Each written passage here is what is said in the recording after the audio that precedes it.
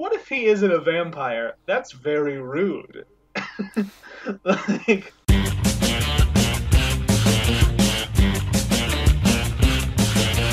I'm wide awake, but you're a nightmare. I can't escape, I'm seeing you everywhere. Words that you say poison the air. Oh, I'm wide awake, but you're my nightmare. Nosferatu! hello, everyone, and welcome to Silver Screen Time Machine. I am your host, Count Vlad. Hello, Count Vlad, and I'm unassuming huckster. Hello. You seem nice. I am quite nice. Thank you for inviting me into your podcast. I would have been unable to do it otherwise. No problem, Vlad. You see, I am, as I sound, a vampire. Ah, with a Y, not an I. Yes, with a Y, yes. What is the difference between a vampire with a Y and vampire with an I? Oh, a vampire with an eye is, all about, being charismatic, and a vampire is kind of unlikable. That's why I'm excited to be here. Right. Everybody keeps inviting Dracul onto their podcasts. This is the first time I've ever been invited to be on one. So do you know Count Orlok? I do know Count Orlok, bit of a liberal snowflake. What, he is or you are? He is. Oh, I'm real alt-right, brother. Right, are you gonna stick around for the whole podcast? No, I'm gonna leave. I think I've just realized why I might not be getting airtime on podcasts. I'm gonna go start a tumblr.com so I can maybe learn how to fix myself. Right, okay. But bye, Vlad. Hi everybody, it's me, Ben. So it's just you and me today. Yep, because Jake got too scared by the film we're watching. He got too scared by Nosferatu. Yeah, he got freaked. Yeah, he got 20 minutes in. Yeah, couldn't get more than 20 minutes in. And it makes sense. Do you wanna handle the summary today? Yeah, it's quite a long one, this one, so probably we'll not spend too long on the summary. Yeah, we can cut short because a lot of it is based on the story of Dracula. Yeah, more so than because I was looking it up as I was watching and realizing that all the stuff going on with the coffins being transported around Europe was which is my favorite in part. the original book. Yeah.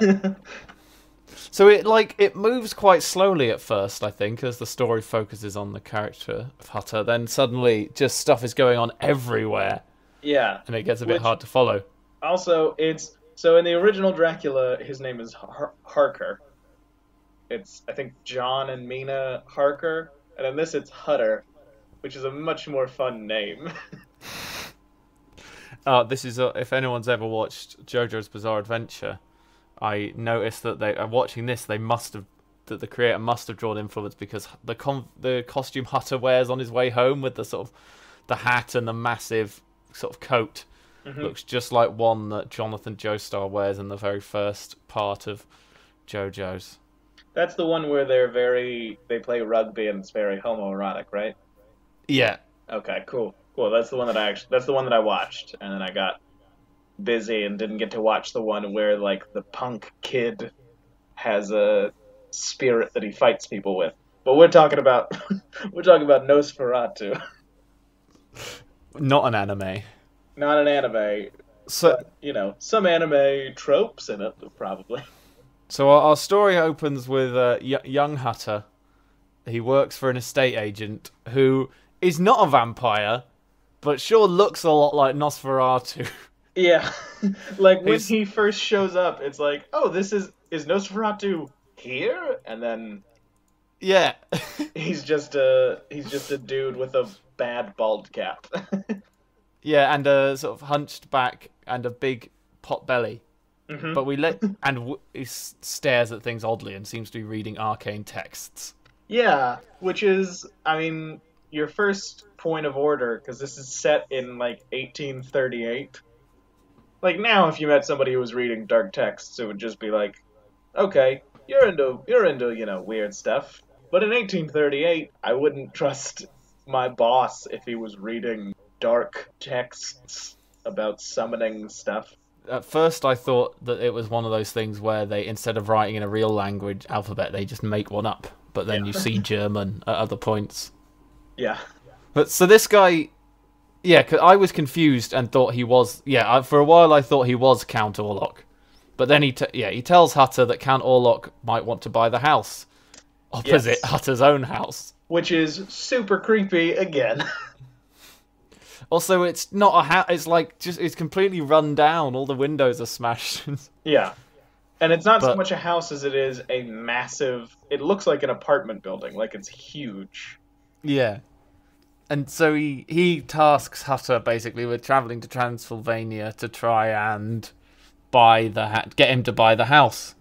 And so he says bye to his wife. Well, and there was a specific phrase that I really liked, and that was Hutter, a Western European, going to Transylvania, Eastern Europe, and saying, "I must go to the land of phantoms and thieves." Yeah. But it is because not long after he arrives, there's a werewolf. They say, "Don't go out tonight. There's a werewolf about," and it's just a hyena that scares off some horses and makes some sort of babushka-looking ladies look worried and point at it, but it never attacks them. No. They got a hyena and got it to sort of scrounge around and say it's a werewolf. Yeah. Which is really funny. It was really weird just seeing a hyena. Like, Yeah. I had looked down and then looked up and there was a hyena. Yeah, a hyena in something set in Eastern Europe. So they must have got one. And he finds a book Yeah, about vampires. Or Nosferatus, as they're called. But it does say vampire. Yeah, it does also think- say vampire yeah. at some point as Well, well. that's because I think the version that we watched is a more recent one, and they now have the rights to a few. Like, they have the right, they can do anything now. It's just when this was made, they couldn't. Like, they couldn't Yeah. call it vampires, so they called it Nosferatus. And they got in trouble with the estate of Bram Stoker because he was dead, but it had been less than 50 years since he died. Yeah. Since the book had come out as well, and so they'd sort of reproduced Dracula without permission, which is interesting. Yeah, and then this is one of the most well-reviewed versions of the Dracula story, and it bankrupted the studio that made it. Yeah, I was thinking they must have spent a lot of money on it because there's so many different locations, lots of different sets and lots of extras and horses and so on. It did well for a film at the time, from what I read, but getting sued made them go bankrupt. Yeah, and it got banned from being showed in some places because of that, right? Or they were meant to destroy it. Yeah, but they didn't. And good for our podcast. So then, yeah, he reads the book and he gets worried about it. And then he wakes Does up in he the get morning and worried? goes... He No, he throws doesn't it on at the first. ground and Yeah, laughs. and then, yeah, but he does later find it in his bag. Which is, Yeah. I loved him throwing it on the ground and just laughing because I couldn't, if I was a screenwriter and I couldn't have him actually just say, "This is ridiculous." I think the first thing I would go with would be him throwing it on the ground and then putting his hands on his hips and laughing with his head back. Yeah. There isn't that much of characters just talking to themselves in this one. No. There is narration. Narrated by a friend of him and his. Oh yeah, his wife. his wife he leaves in the care of a rich couple. Who I Isn't think it? the husband one- is like owns the docks or something. Isn't it his sister and brother-in-law? That I- could be it. I I, don't remember. I think if he they might say have that on said. the card. But then he goes off in his he gets a carriage, and then they say, we're not going any further than this. Yeah, they So- reach like a dark, scary part and say, "We're done." And then he's like, fine. He gets out, takes his stuff, and then he gets picked up in a carriage by Count Orlok. Another is he Count Orlok? I thought he just I- looks like him. I assumed it was him. And so he has spooky horses as well, with like hooded horses. He has spooky horses. He's wearing a spooky medieval hat. So this was... So I assumed it was him, and that he was protected by the sunlight from his hood, and then I later realised that doesn't make sense. And what I actually think is just, in a black and white film, it's very hard to show that it's nighttime, and so this scene actually takes place in nighttime, but it has to be bright. Yeah, So we can't actually tell as the viewer. Every scene, including the one with the sun, was just like they had to use shadows to convey that it was daytime. Yeah. So I guess it could have been him. I just thought that since he was there when Hutter got to the castle, That's true. I thought that was a spooky servant. I thought it was him, sort of, he leaves the carriage and then suddenly is there, indicating a sort of supernatural side. Because we never see any other servants, do we? Despite the fact that they're putting food out for Hutter. Yeah. Well, he says when Hutter gets there, which I guess could be a joke now that I realize that might be Orlok. Because he says, like, "You've kept me waiting a very long time. All the servants are asleep." Right. So yeah, maybe that is what it's going for then. You can't say you kept me waiting because it's his carriage that. Well, even if it was his servant, it wouldn't. But yeah, he goes in. He chats to him. You don't actually find out much about what they're actually saying. They just kind of sit at a table. Yeah, they look at some paper. His locket falls out, and he sees the picture of Hutter's wife. Mm-hmm. He says she has a lovely neck. Yeah, which, you know, in the 1800s, maybe not that weird of a compliment to give. That's true. Another man's wife. That is true. Though he stares at her longingly. Yeah, he does. But, you know, if your wife has a lovely neck, looks like she won't be getting shingles. What this makes me wonder, though, is this the moment Count Orlok formulates his plan to go over to live next to Hutter?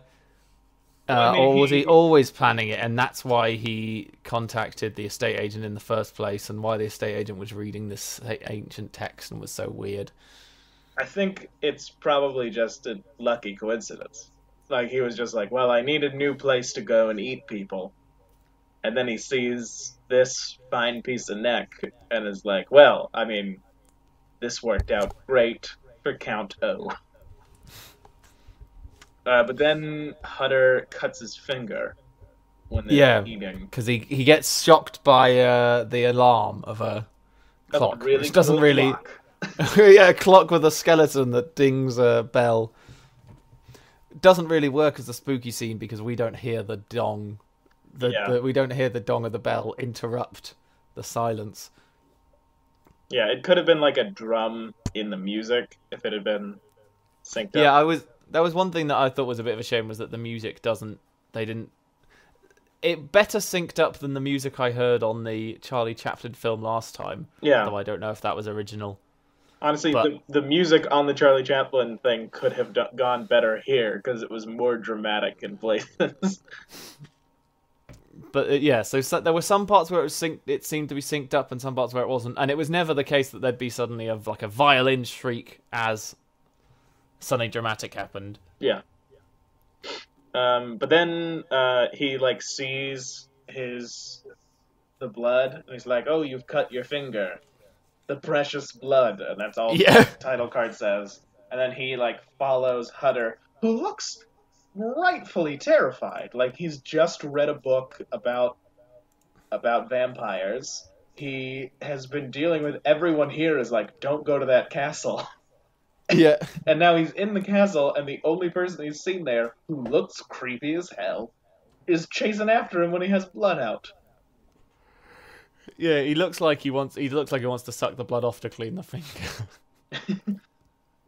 and then Nosferatu or Count Orlok like invites him to sit at a chair because Yeah, he says, "Don't go to sleep yet because I sleep during the day and I sleep dead or something." He says a very I'm dead to a the very world. that's it, dead to the world while I'm asleep in the day. And again, another good vampire indicator. But so John just like they just sit in the chair, and then all of a sudden John is asleep and he's waking up in the day, And he checks his neck. and he doesn't Now when have bite marks, does he? that's But what I thought. He doesn't even have bite marks, but then he writes a letter to his Yeah. wife and says that he has 2 mosquito bite marks right next to each other. Which But also, you can't see it in the footage. every other person who Count Orlok bites, if he bites people, die. So did he genuinely just get bit by 2 mosquitoes? But then it seems the book seems to indicate that he uses his claws to That's suck true. the blood, Yeah. which is what the vampires in JoJo's Bizarre Adventure do. So maybe, but maybe biting is a different thing because he doesn't turn anyone into a vampire in this one. He doesn't. He just kills people. Dracula makes brawls and stuff. But Yeah. I think maybe in JoJo, I think it's because Japanese vampires use their claws. Ah, right. So that's where maybe that comes from. the German director of Nosferatu was just a big weep. He writes the letter to his wife. Meanwhile she's having bad dreams and worrying about him. Well, that's on night 2. Is she? Has it not? Right. Yeah. Her dreams. Because he just generally gets creeped out. He stays there for a bit. Count Orlok says he wants to buy the house. Yeah, the first night is when she gets up while she's still asleep and goes and stands on her balcony. Yeah. And the sailor's wife runs in and grabs her, and her husband then comes in and is like, "Get down from there." And then that's the scene. And then Hutter continues to be scared. Yeah, because everything Orlok does is creepy as hell. Yeah. He reads the book again, I think, which he thought he'd got rid of, but he finds it in his bag. Yes, which is a weird thing. If a vampire's like stalking you, it's a weird way for him to like fuck with you, to put a book on like how to kill him and how to identify him in your things. Well, I thought maybe there's just something else mystical. He chucked the book on the floor at the pub, and then it ended up at the inn, and then it ended up in his bag again. Spooky. Yeah. Maybe the hyena did it. Because it is a werewolf, and we know that in most fiction, werewolves and vampires hate each other. So then we get some more of him exploring the castle, and he goes down into the crypt, opens a coffin, and sees Nosferatu lying in it. Yeah. And he's terrified, understandably.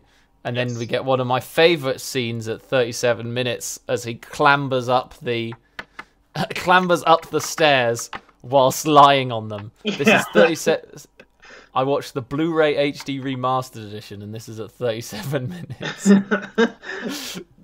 There's a scene at night where he is in his bed, and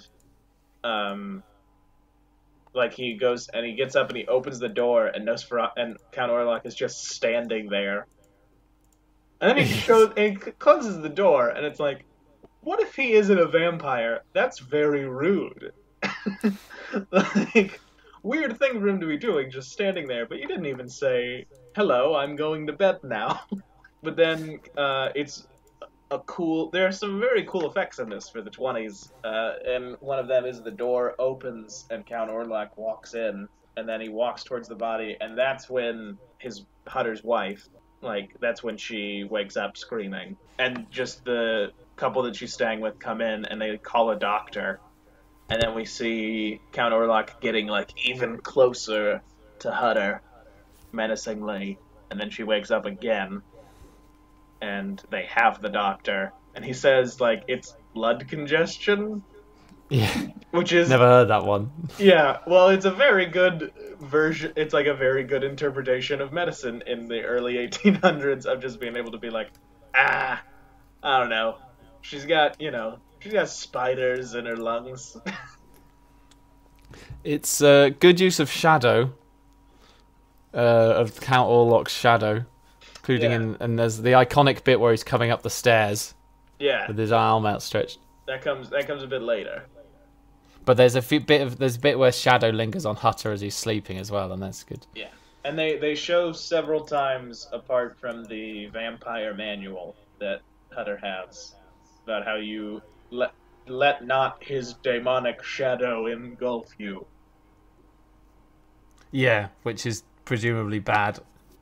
Yeah, I don't know what power that gives him, but Then later on, it's well, it looks like the daytime, but presumably is not the daytime. and it's one of my favorite scenes. Every scene where Nosferatu carries a coffin is amazing. Yeah, Nosferatu is stacking coffins on the cart, which is sped up. He's made a pyramid of 6 coffins. Yeah, which he carries under his arm. And it's amazing because he has no other luggage. He's just fucking housing these coffins, like one under one arm, barely supported with the other arm. Him putting it up on top of the other 5. And then it just looks really funny that this guy Yeah. we're supposed to be afraid of is awkwardly like a freshman moving into his college dorm, Yeah. carrying a coffin. And later you see him on a little gondola whilst carrying one. But then he stacks them up on his horse cart, opens one, climbs and lies in, and then closes it, and then the horses go off, somehow knowing where to go.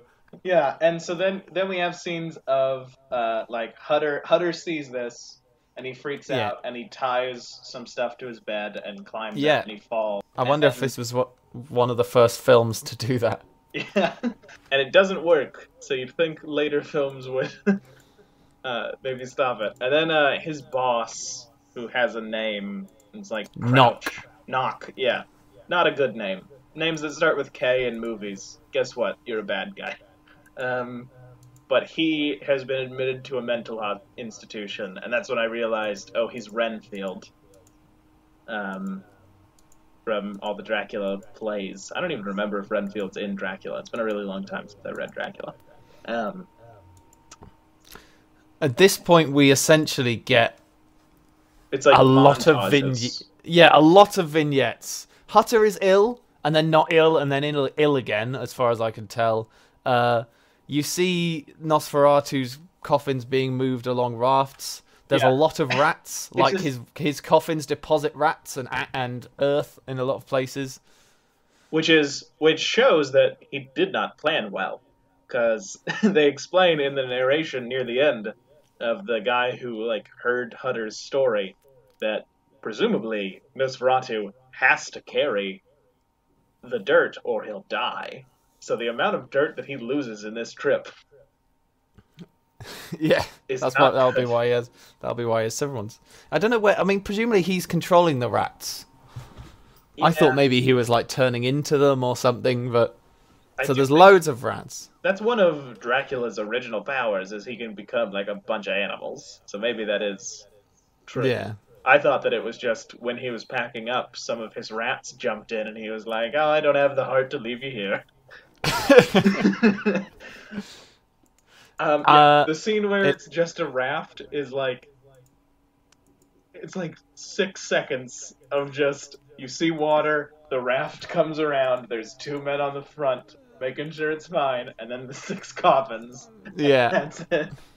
Then it gets moved onto a ship, and some rats come out, and some guys stomp it. Then, for some reason, there's a professor. Yes. A this really professor does extended- nothing.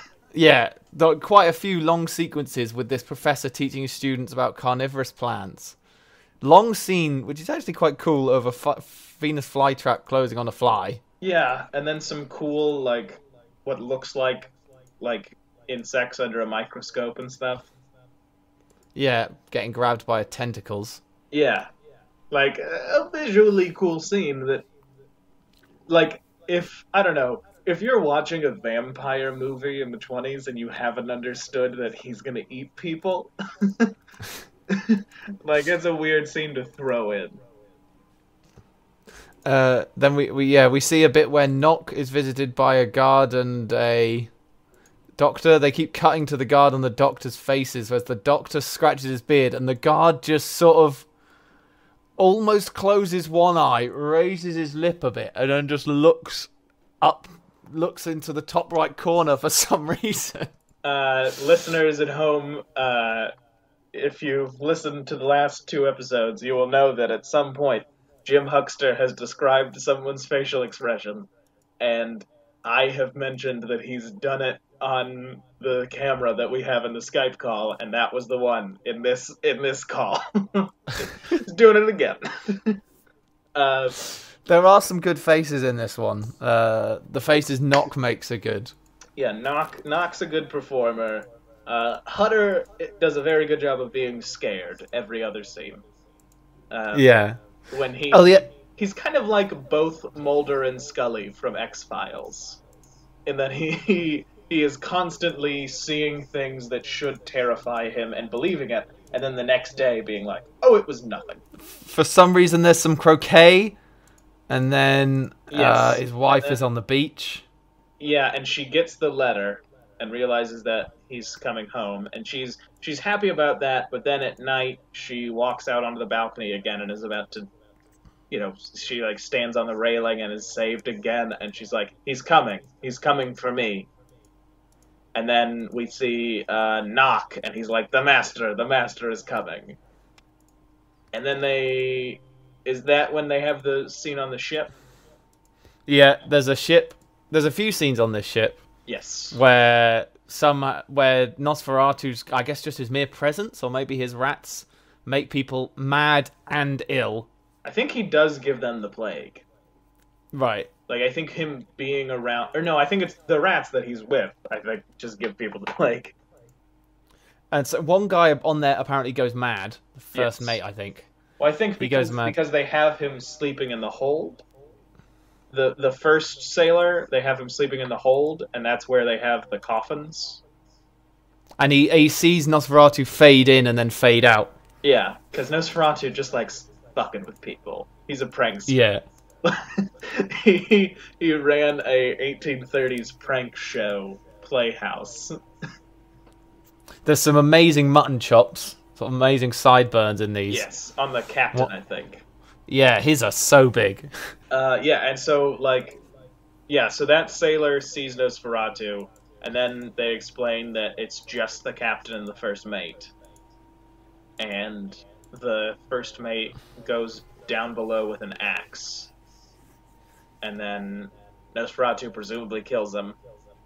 Yeah. And there's a cool scene. And one of the things that kind of disappointed me is that the guy who plays Nosferatu is very good at walking very creepily.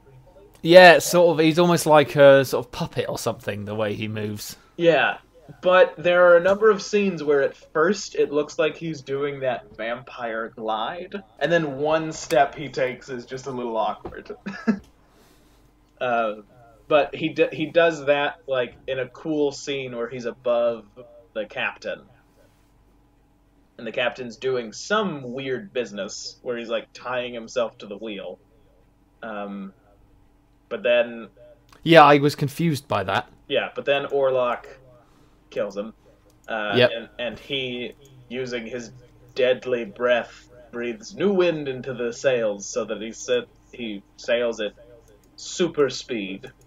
And then the professor gets a note that says, like, all the ports are closing down because of the plague. But they still take the ship when the ship lands. I think does Hutter beat him there?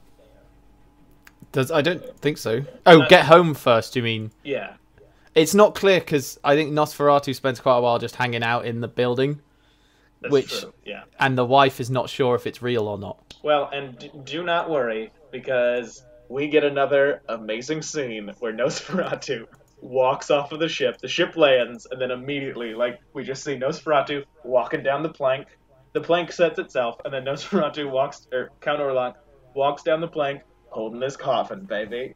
And we get a and then whole scene of him hurrying through the town. Like, it's like a Looney Tune when someone's carrying something and trying to be sneaky. Like, dink, dink, dink. And it's just him holding this giant coffin. And sneaks right past Hutter's house. And then phases into a wall. And it looks cool, but he does break the rule. He should have had to be invited in. I don't think most vampire fiction adheres to that rule. But that's like the best rule. I love that because it feels like when vampires were creating their own rules, one of them was just very cocky that he was charismatic. The Knock escapes by killing a guard, biting his neck, it seems. Yes, and then is kind of just supposed, like, based on something later,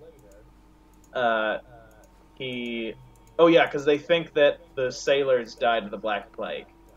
And so they kind of like quarantine the town. And they blame Knock for it because they need they're looking for a scapegoat, basically. Yeah. And it seems like... And Knock is happy to run around and dance and distract them, presumably from what his master is doing. Yeah, like he, at one point, is just on top of a building. And then he runs out into a field and sets up a scarecrow to look like himself. Yeah. And someone runs to the scarecrow, realizes it isn't him, and keeps going. Someone else comes up to it and is like, "Damn you, scarecrow," and just destroys it out of anger. Which is, I mean, listen, you know, you're looking for this murderer who's given everybody the Black Plague, but you do need scarecrows. You know, don't throw away one of the scarecrows that you have. But then, for some reason, Hutter's wife finds the vampire handbook. Yeah, but he specifically tells her, "Don't read this." Yeah, but she can't keep herself away from it. Yeah, so she reads it. She reads an extra page which we haven't seen before, which tells her that he can only be killed by a maiden luring him into staying out past sunup. Yes, and then she explains to Hutter that every night when she looks out the window, she just sees Orlok staring at her. And Hutter just closes the windows and is like, "Let's move on." Let's move on with our lives.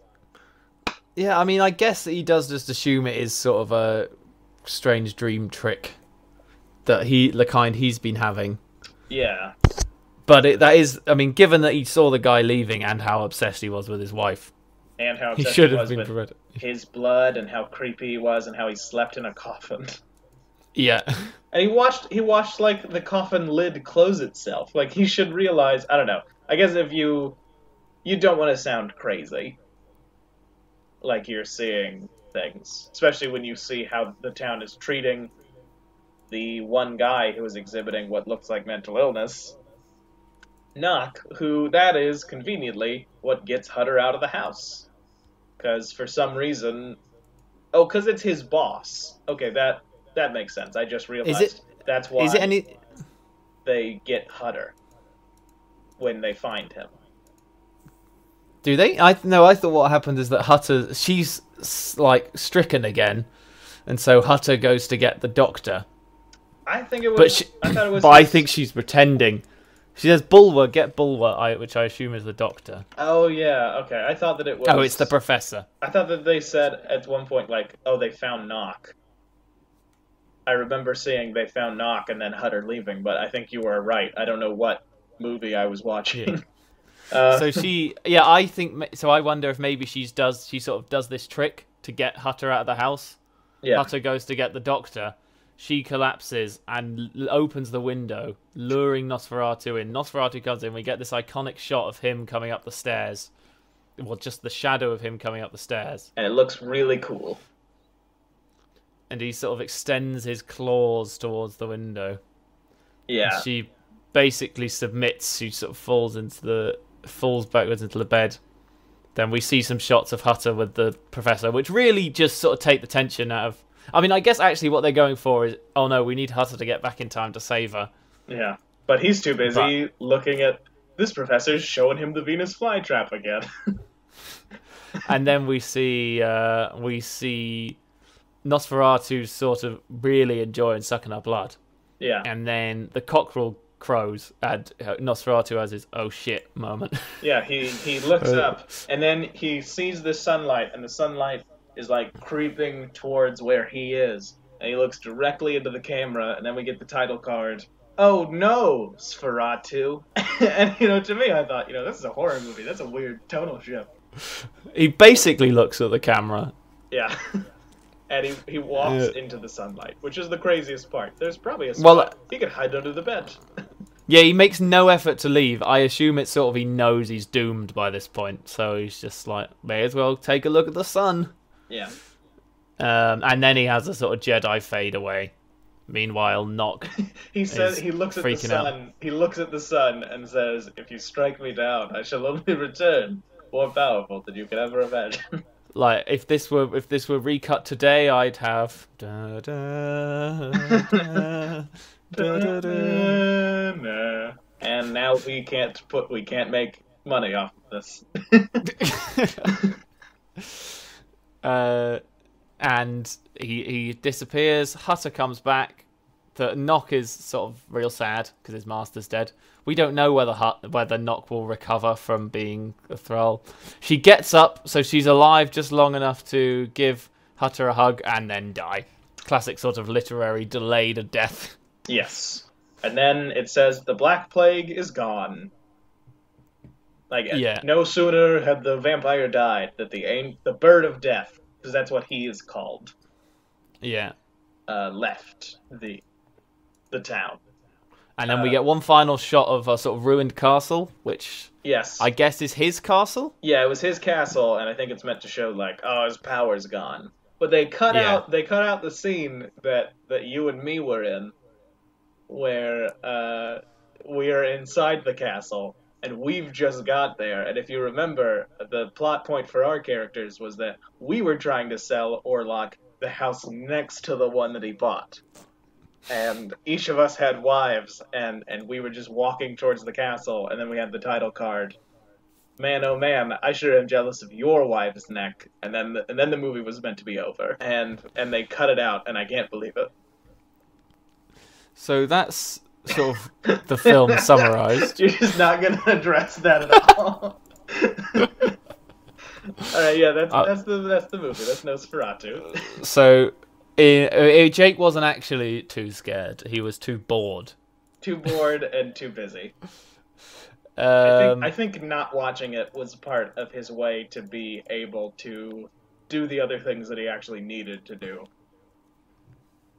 Because he said he just couldn't sort of... He said it was torture. He couldn't sit through it, and he couldn't sort of keep paying attention.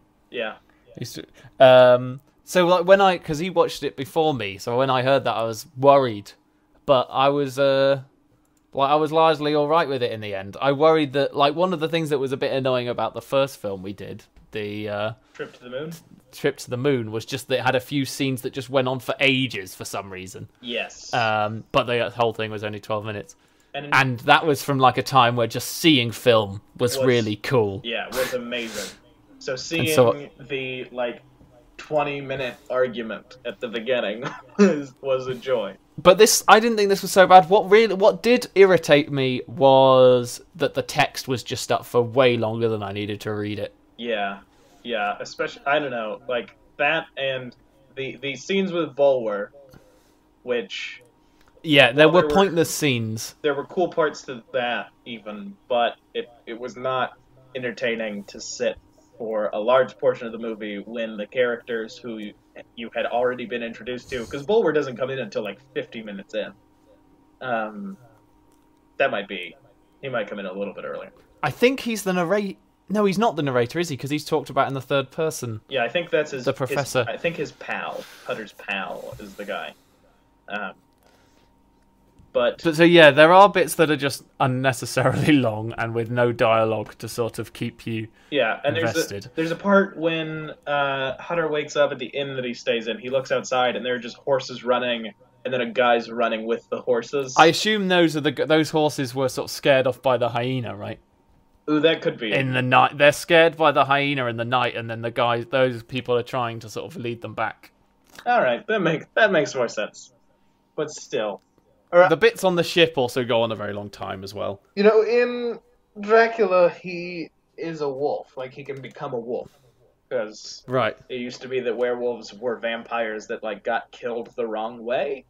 So maybe he is the werewolf, and so Right. that hyena is Orlok, and Right, he's okay. like following Hutter's progress. So he's maybe been following him since the start. Yeah, which is weird because if he's already in Western Europe, why don't you just stay and bring a coffin over? So yeah, I like. There are bits that are too long and too boring, but I was surprised that Jake got bored by it just so quickly. Yeah, I will say I think before he gets to the castle is definitely the more boring parts. But I don't know. I thought, because I thought that sort of progresses fairly quickly between scenes, whereas my problem with sort of the bit after Orlok's cart escape, after Orlok gets in the cart and Hutter climbs out, you just cut between so many different locations. It's quite confusing what's going on with the coffins anyway. That I found that bit a bit more sort of, because it was hard to follow, sort of more boring, and some of the scenes really linger. Yes, but in the second half of the movie is when we get Orlok carrying coffins. It has a lot of fun little scenes to make up for it. I am on the record as saying that I love Orlok carrying coffins. So ultimately, 1 to 10 rating. What do you give this movie? Well, it wasn't scary, I mean, not scary. but like he was quite creepy. Yes. I can see how people might have found him sort of creepy in first. I don't know. I worried I might find it really boring, but there were quite a few bits that I liked. Can I do it out of 5 instead? Yes. Give it a 3. Fine. Give it 3 stars. 3. I think I would give it a 7 out of 10. So that's a 3.5 out of 5. Because I did think, I thought there were parts that I was not entertained with at all. Yeah. But then there were enough parts that I enjoyed, if for nothing more than, it's one of the cool things about doing this podcast the way that we're doing is we can see like how quickly people started to understand making good movies. Yes. And so like from A Trip to the Moon to this, there's so many shots that are set up like a modern movie, even though silent movies were sort of like based off of stage productions. Yeah, there's more sort of establishing shots. Yeah. More shot reverse shot. And so a little bit of that I think made me think this is really good.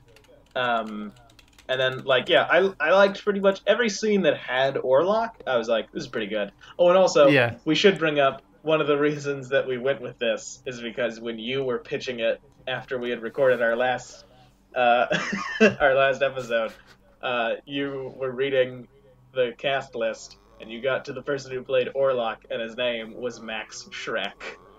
Oh, I forgot about that. Yeah. Well, part of it was also because I thought we should do a horror movie at some point, but I don't want to do one that'll actually find scary and unpleasant. Yeah. If we could all watch them together, that would be one thing. But if we could all get under one big blanket and watch a real scary movie, that would be fine. I enjoyed it though. Yeah, I did. It was 1922 was this one, wasn't it? Yes. So next week we get to go into the 30s, which we will have to pick a movie with Jake. Maybe let Jake pick this one so that he doesn't feel like it's torture. Yeah, well now, because he was eagerly waiting to be able to watch a film with dialogue in it. Yes, and also one that is not like 4 hours long, which is the thing that's crazy about these old films is you would think all of them would be short, but every week we've had our pick between one that's like 10 minutes, an hour, or 5 hours. Well, I was because I was also thinking Metropolis because I gather that's a really important sci-fi film, but then I saw it was like 2.5 hours and no dialogue. I would like to watch Metropolis, but maybe not for this podcast. So I don't know. Maybe we should do one that's kind of like silly, maybe, or we could do like a Hitchcock one. Yeah, we're moving into the Hitchcock. I've never watched any Alfred Hitchcock.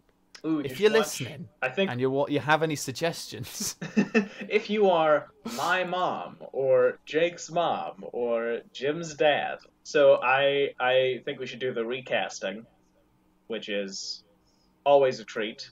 I'm gonna go with guy who's going to be one of my recommendation mainstays. I think Willem Dafoe would be a good Count Orlok. Oh yeah, any of those weird the actors who just bring weird hamminess to the role, like Nicolas Cage. He'd be quite an obvious choice, I think. But Nicolas Cage carrying coffins wouldn't be funny to me because it would just look normal. I'd have James McAvoy as Hutter. That would be good. That would be good. He played Victor Frankenstein in one of the Universal, or is it Universal or Warner Brothers? The like Monsters cinematic universe, when everybody thought that what people liked about the MCU was crossover events and not movies about superheroes. Yeah, in that Victor Frankenstein film, Daniel Radcliffe plays Igor, who is a hunchback man with a big cyst on his back in the circus, who Victor finds, and then he sort of gets the stuff out of the cyst, and then they team up. I remember in the original Frankenstein when it was revealed that Igor was just a very handsome man with a fixable back problem. Well, Igor wasn't even in the original at all. I think he was in the movie, though, because he's always been in movie adaptations. I think that's based on early adaptation of it. You know what we could do to annoy Jake is watch the Frankenstein from 1931, another classic horror film with no dialogue, maybe. I'm not. I think this one did have sound actually. Oh, well, there's something at least. There's something for Jake. For Hutter's wife, who I'm pretty sure doesn't have a name. No, it's cool. I forgot it because it was either Eileen or Elena. We didn't want to get it wrong. Oh, it's Ellen. I sure it was different. I thought it was different in this one, but yeah, because they're German, Ellen, isn't it? You'd think it would be something German. Das Ellen. For her, I don't know. You could get Emma Stone. I think you'd. She's sort of an interesting character. I like the reading that she deliberately sends her husband away. Yeah, I do too. I like because that. So it like gives her quite a lot more agency in what's going on, rather than that she's just sort of resigned herself to death and not even doing it deliberately. She's deliberately trying to bait Orlok. Like I think if you were to she's the hero, she's saving the town. If you were to try and in a lot of because it is I think. Diverges quite a lot from the original Dracula story with her, right? Yes. No one gets turned into a vampire and so on. But if you were to redo this, like I think you'd probably do more with her confrontation with him, sort of make her seem a bit more powerful. They would have met before. Like he would have held a housewarming party. Who would you cast for her? I don't know. Just one of those strong independent women that they have these days. Mm-hmm. Which is, how about Brie Larson? She would be good. Which one's she? Oh, I sound like a massive sexist. Oh, Captain Marvel. Which of them birds is she? Yeah, I don't know. I find it hard. Yeah, I find it harder to fit one to the. She seems like an archetype in a lot of ways. That character. Yeah. Sort of... Well, but I think like it's one of the archetypes that's very appealing.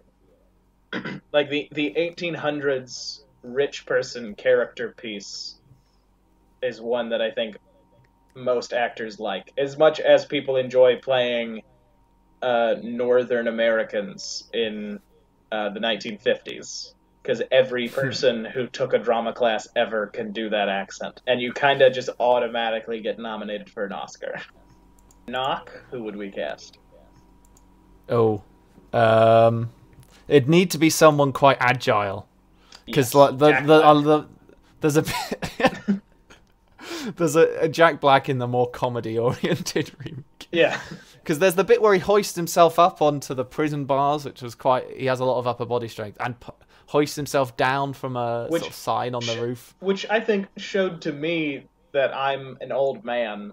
Because he puts a stool very sloppily on his pillow to stand on, and the stool is not well secured, and that was the most scared I was in the movie. Was me just thinking, oh, you're going to fall and hurt your neck. It's been 2 of the films we've watched, like just these just clearly quite agile people they've got to do the film and do their own. Like, vaudeville performers had to be able to do 19 things. Now, if you can sing and act, it's like, oh, wow, quite impressive. Back then, it was like, I can juggle and also feed a baby at the same time. I imagine Nock would be played by someone you've never heard of, but everyone would really like him. Because really famous actors, with the exception of, like, martial artists, don't tend to be We could do what we did really with Charlie acrobatic. Chaplin and get Jackie Chan again. Fresh off the set of the Dog's Life remake. He just walks over, puts on old age makeup. Because if you remember, we used our silver screen time machine to get 30-year-old Jackie Chan. Yeah, we'll get old Jackie Chan to play. Oh, for this one, yeah, that would be good. Yeah, he's still got it. Yeah, those are our principal players. Yeah, I don't think anyone cares about Bulwer. He plays the professor. No, we cut Bulmer from our movie. So do you have anything you want to say about vampires in movies? Ooh, okay, I know the question for this week, because we're having our movie question. What is your favorite monster to see in movies? Like a common monster who shows up a lot. I'll give mine. It's werewolves. Yeah, werewolves are always like werewolves. Because werewolves they have sort of a similar role to vampires. They can be genuinely a horror thing, or they can just be a cool person. And like, but they're much more tragic figures than vampires usually, because they lose control. Being a vampire is all right because you have some problems, but you get eternal life. Whereas vampires, I mean, sometimes werewolves often have like healing abilities, but they lose control once a month. Yeah, it's just you're a normal dude who likes, playing basketball for your high school, and then all of a sudden you wake up one morning surrounded by feathers and covered in blood, and it's just it's a troubling thing. I go with werewolves, which means my favorite character in this movie was the hyena. I quite like maybe they're not monsters. I like fairies, like pixie type fairies. Yeah, no, that's always good when they show up. I was thinking, Hellboy doesn't really have many classic monsters in the movies that they made, and then I thought, well, they do have the Fae people, very, very pretty people with high cheekbones. Yeah, I don't know. All right, that's it for Silver Screen Time Machine, unless you got something else you want to tell the people at home. No, that's all my musings on Nosferatu, I think. Nosferatu. Have you seen What We Do in the Shadows? Yes, I have, and I love it. It's a good film. Good werewolves and vampires in that. Werewolves are the best part. Okay. Goodbye, Ben. Goodbye, Jim.